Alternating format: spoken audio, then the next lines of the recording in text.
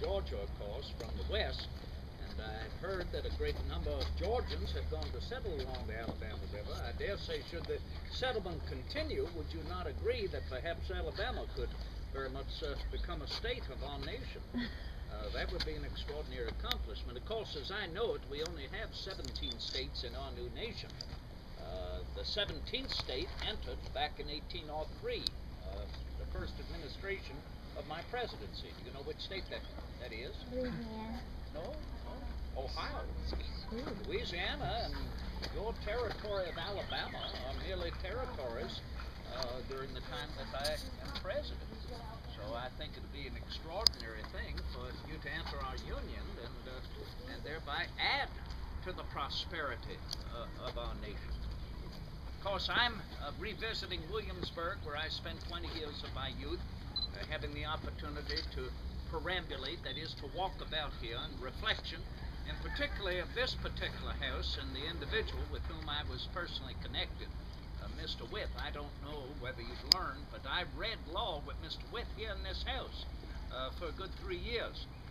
Not entirely every day during that period, but often I would travel from Albemarle County, where I was born and grew up, several times a year, a good 5 days in the saddle to travel that 120 miles, but then you would know that, having traveled so far from Alabama River.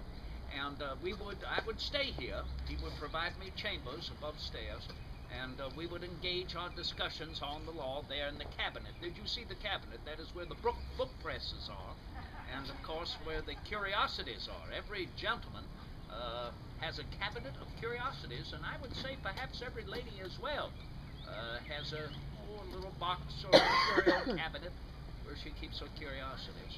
And that was where we would talk about the law. And to realize laws are living. You might think of laws that are dead and gone, but no, laws grow as a people grow. And I've always said a child of 14 cannot wear the same clothes at the age of 40. And so our laws and institutions grow as we grow as a people. I would hope they do, or good heavens, the future would not allow any greater happiness or any greater hope. Imagine, the only people who may vote, the only people who may go to school are whom?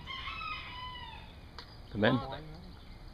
The men? The men, the white men, eldest sons in their families. Ladies do not go to school, ladies cannot vote.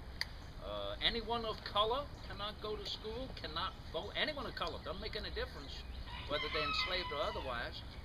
And as well, gentlemen who do not own property. Well, you wouldn't call them gentlemen, would you? A gentleman is someone who no longer has to work with his hands.